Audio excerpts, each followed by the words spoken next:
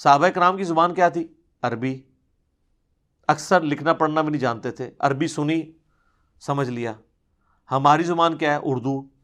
ہماری زبان میں بڑے بڑے علماء نے جب ترجمے کر دیے تو اب ہمیں اردو سیکھنے کے لیے تو کہیں نہیں جانا پڑنا، وہ چند ایک دقیق مسائل لے آتے ہیں اٹھا کر، جی یہ دیکھیں جی یہ لکھا ہوا ہے یہ بتائیں، انہوں چھاڑ یار، جو کوئی واضح لکھے ہے وہ دی گل کر، تو متشابہات اٹھا کے لے آتا ہے، دل میں ٹیڑھ پانا نا۔ اس لیے قرآن کا تو اکثر محکمات ہیں، تذکیر ہے، نصیحت ہے۔ وہ قرآن بار بار کہہ رہا ہے وَلَقَدْ يَسَّرْنَا الْقُرْآنَ لِلذِّكْرِ فَهَلْ مِن مُدَّكِرٍ، قرآن ہم نے نصیحت کے لیے آسان کر دیا ہے کوئی سمجھنے والا؟ ہے کوئی نصیحت حاصل کرنے والا؟ تو بالکل آسان ہے، لیکن انہوں نے حافظ کی رٹ لگا لگا کے، اور اب حال یہ ہے کہ محفل قرات ہوتی ہیں اور عذاب کی آیات پڑھی جا رہی ہوتی ہیں اور آڈینس بھی کہتی ہے سبحان اللہ، بجائے اللہم اجرنا من النار پڑھنے کے یا اللہم لا تجعلنا منہم، اے اللہ ہمیں ان میں شامل نہ کرنا، یہ پڑھنے کی بجائے وہ سبحان اللہ کہہ رہے ہوتے ہیں، کیونکہ ان کو پتہ ہی نہیں ہے کہ یہ آیات کون سی آئی ہوئی ہیں۔ اور اکثر اوقات تو ہمارے جیسے لوگ جن کو قرآن کی سمجھ ہے وہ بیچارے کسی ایسے امام کے پیچھے کھڑے ہو جائیں جس کو یہی نہیں پتا کہ اب میں نے قرات کو کہاں پہ مکمل کر کے رکوع کرنا ہے، تو بندہ عجیب سا ایک ذہنی الجھن کا شکار ہو جاتا ہے۔ ہمارے محلے میں ایک مسجد ہے دیوبندیوں کی، تو میں فجر کی نماز کئی بار وہاں پڑھنے کا اتفاق ہوتا تھا، تو آپ کو پتہ ہے کہ حنفیوں کے جو ائمہ ہیں انہوں نے چند ایک آیات رٹی ہوئی ہوتی ہیں، پورا قرآن تو گو تھرو کرتے نہیں ہیں، چند ایک 30ویں پارے کی صورتیں، سورہ بقرہ کی آخری 2 آیات، سورہ حشر کی آخری 3 آیات، یہی ہے نا؟ ٹھیک ہے، سورۃ الفتح کی آخری آیت، چند ایک مخصوص آیات جو مشہور مقامات ہیں نا وہ رٹے ہوتے ہیں، وہ آلموسٹ الٹرنیٹیولی وہ ریپیٹ ہو رہے ہوتے ہیں۔ تو اس طرح اس نے ایک مشہور مقام جو ہے نا وہ سورہ البقرہ کی آیت نمبر 159 اور 160 جو ہے نا وہ پیچھے سے شروع کرتا تھا نا، اور ہر دفعہ آ کے نا وہ مطلب لانتے بھیج کے نا رکوع میں چلا جاتا تھا۔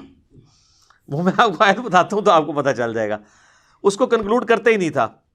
یہ سورۃ البقرہ کی آیت نمبر 159 ہے، ان الذین یکتمون ما انزلنا من البینات، بے شک وہ لوگ جو چھپا لیتے ہیں روشن دلائل میں سے جو ہم نے نازل کیے ہیں، والہدا اور ہدایت، من بعد ما بیناہ للناس، بعد اس کے کہ ہم نے لوگوں کے لیے اس کو بیان کر دیا فی الکتاب، کتاب کے اندر یا شریعت میں، اولئک یلعنہم اللہ ویلعنہم اللاعنون، ایسے لوگوں پر اللہ کی لعنت اور تمام لعنت کرنے والوں کی لعنت جو حق بات کو چھپا لیتے ہیں۔ اس کے بعد وہ کہتا تھا اللہ اکبر رکوع میں۔ تو میں نے ایک دن ارادہ کیا کہ یار اس کے ساتھ اگلی آیت ہے اس میں مضمون کنکلوڈ ہو رہا ہے، پوری تو پڑھ لیا کرو۔ خیر اللہ کا کرنا ہوا کہ اس فجر میں اس نے نا وہ اگلی آیت بھی پڑھی، تو وہ اس کے والد صاحب نے اس کو، یعنی میری کرامت نہیں ظاہر ہوئی ہے، اس کو بتا دیا ہوگا کہ بھئی ہر دفعہ لانتے بھیج کے تو چلا جاتا ہے۔ آگے کیا آیت ہے اس کے ساتھ جڑی ہوئی ہے، الا الذین تابو، اس لیے 2 آیتوں کے درمیان اوپر لا بھی پڑی ہوئی ہے۔ جب 2 آیات کے درمیان ایک آیت کے اینڈ پہ اوپر لا پڑی ہوئی ہو تو اس کا مطلب ہوتا ہے کہ مضمون آگے جا کے ختم ہو رہا ہے۔ الا الذین تابو، ہاں مگر جو لوگ توبہ کر لیں، وہ اصلحوا اور اپنی اصلاح کر لیں، وہ بینوا اور وہ باتیں جو چھپائی ہوئی تھیں وہ بیان کر دیں، یعنی جنگ جمل صفین نہروان والی حدیثیں ہیں، فاولئک اتوب علیہم، تو ایسوں کی توبہ اللہ تعالیٰ قبول کر لے گا، وانا التواب الرحیم، اور میں توبہ قبول کرنے والا مہربان ہوں۔ یہاں پہ ٹاپک کنکلوڈ ہو رہا ہے۔ تو اس طریقے سے یعنی لوگ چونکہ قرآن کا ترجمہ آتا نہیں ہے، اور اس کا پھر رزلٹ یہ بھی نکلتا ہے بعض اوقات حافظ جو ہیں وہ جنت والی آیات پڑھ کے تو اینڈ پہ جہنم کی خوشخبری سنا رہے ہوتے ہیں، اور جہنم والی آیات پڑھ کے جنت والی آیات وہاں پہ فٹ کر دیتے ہیں۔ وہ ظاہر ہے وہ بالکل ساتھ ساتھ چل رہی ہوتی ہیں، تو ان کو تو ترجمہ نہیں پتہ ہوتا کہ اب ادھر کیا لگانا ہے، وہ دوسری پٹری پہ چڑھ جاتے ہیں۔ اگر ترجمہ آتا ہو تو ان کو خود ہی آئیڈیا ہو جائے کہ یار یہ آیت اس طریقے سے نہیں ہوتی۔ ایک تو ہے متشابہ ملتی جلتی آیات، وہ تو ایک الگ چیز ہے، اس طرح کا معاملہ بھی کر جاتے ہیں۔ تو ترجمہ آتا ہوگا تو فائدہ ہوگا۔ آپ دیکھیں تراویح پڑھ کے فارغ ہوتے ہیں، نہ تراویح پڑھانے والے کی زندگی میں کوئی تبدیلی آتی ہے، نہ تراویح پڑھنے والے کی۔ واللہ قرآن اگر آپ کو پتا ہو کہ قرآن کیا بات کہہ رہا ہے تو میں پوری تراویح کی تو بات ہی نہیں کرتا سر، ایک تراویح، ایک رات کی تراویح، ایک رات کا قیام اللیل آپ کی زندگی کایا کلب کرنے کے لیے کافی ہے۔ اور میں حیران ہوں کہ یہ کون سی اسلام کی خدمت ہے کہ رٹی رٹائی آیات ہیں، کوئی دنیا میں ایک مسجد ایسی نہیں ہے کہ کم از کم فجر کی نماز میں، مغرب کی نماز میں، عشاء کی نماز میں وہ سورۃ الفاتحہ سے قرآن شروع کر کے والناس تک مکمل دورہ کرواتے رہے. یعنی قرآن شروع ہو اور مکمل ہو رہا ہو، روزانہ نئی آیات آ رہی ہوں، آپ کا کمپیوٹر چارج ہو رہا ہو دماغ کا، اور آپ دین لرن کر رہے ہوں. ٹھیک ہے، وہ انہوں نے ایسی پابندی لگائی ہے کہ وہ اب پاسبل نہیں ہے. اور محفل قرات ہو رہی ہیں، اس میں بھی ریاکاری ہو رہی ہے. سنن نبی داؤد میں حدیث ہے، نبی علیہ السلام ایک مجلس میں آئے، کچھ عربی قرآن پڑھ رہے تھے، ایک عجمی، کچھ عجمی پڑھ رہے. تو آپ نے فرمایا دونوں اچھے ہیں. یعنی آپ نے اس کی نا ایز سچ اس کے اوپر فتویٰ نہیں لگایا. ظاہر عجمی بیچارے کتنا اچھا قرآن پڑھ سکتے ہیں، اصل ایمفسائز تھا قرآن پڑھنے پہ. اور پھر آپ نے فرمایا کہ ان قریب ایسے لوگ آئیں گے جو قرآن کی نوک پلک درست کریں گے.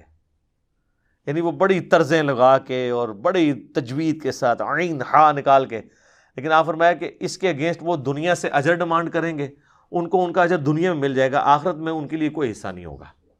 ریاکاری کے لیے کر رہے ہوں گے. جو صحیح مسلم میں حدیث ہے کہ قیامت والے دن ایک سخی کو، ایک شہید کو اور قرآن کے قاری کو لایا جائے گا. اللہ تعالیٰ ہر ایک کو اپنی نعمتیں گنوائے گا اور پھر پوچھے گا ہاں بھی اس کے اگینسٹ تو نے میرے لیے کیا کیا. سخی کہے گا اللہ کوئی موقع نہیں میں نے جانے دیا، جہاں جہاں میں نے خرچ کرنا تھا تیری طرف سے حکم تھا کیا. شہید کہے گا اللہ جان دے دی، اور کیا کرتا، سب سے قیمتی چیز. قرآن کا عالم کہے گا کہ میں نے قرآن سیکھا اور لوگوں کو سکھایا. تو اللہ تعالیٰ ہر ایک کے اوپر ورڈکٹ دے گا. سخی کو کہے گا تو نے اس لیے کیا تھا کہ لوگ تجھے سخی کہیں، تو دنیا میں تیری تعریف ہو چکی ہے، اب میرے سے کیا اجر لینے ہے، تو نے تو اپنا اجر پا لیا دنیا میں جس کے لیے تو نے کیا تھا، اوندھا منہ کر کے جہنم میں. اسی طریقے سے شہید کو اللہ تعالیٰ کہے گا تو اس لیے لڑا تھا کہ لوگ تجھے بہادر کہیں، تو دنیا نے بڑی تعریف کی ہے، تجھے بڑے تمغے بھی ملے ہیں، میری طرف کوئی اجر نہیں ہے، جا جہنم میں. اور قرآن کے عالم کو بھی پھر اللہ تعالیٰ فرمائے گا تو نے اس لیے کیا تاکہ لوگ تیری تعریف کریں. تو لوگوں نے تو دیکھے نا پھر کیا استاذ العلماء نہیں لکھا تیرے ساتھ. کیا یہ میں آج اس کو بریف کر رہا ہوں، تیرے ساتھ لکھا نہیں ہے مفسر قرآن، اور اس سے خطرناک یادگار اسلاف. یہ بہت خطرناک لفظ ہے، یہ باز آ جائے یادگار اسلاف لکھنے سے. اس کا مطلب یہ ہے کہ جتنا بڑا فراڈیا یہ ہے نا، جن اسلاف کی یاد یہ تازہ کر رہا ہے وہ اس سے بڑے فراڈیے تھے. اگر وہ ہے تو ہو سکتا ہے نہ بھی ہو، لیکن یادگار اسلاف نہ لکھا کریں، کیونکہ اس سے جو ہے نا وہ عجیب و غریب وسوسے لوگوں کے دماغ میں آئیں گے، اور کیا کیا دمیں آگے اور پیچھے لگائی جاتی تھی. تجھے اجر مل چکا، اوندھا منہ کر کے جہنم میں. تو یہ قرآن خالی زبانی رٹنا کافی نہیں ہے.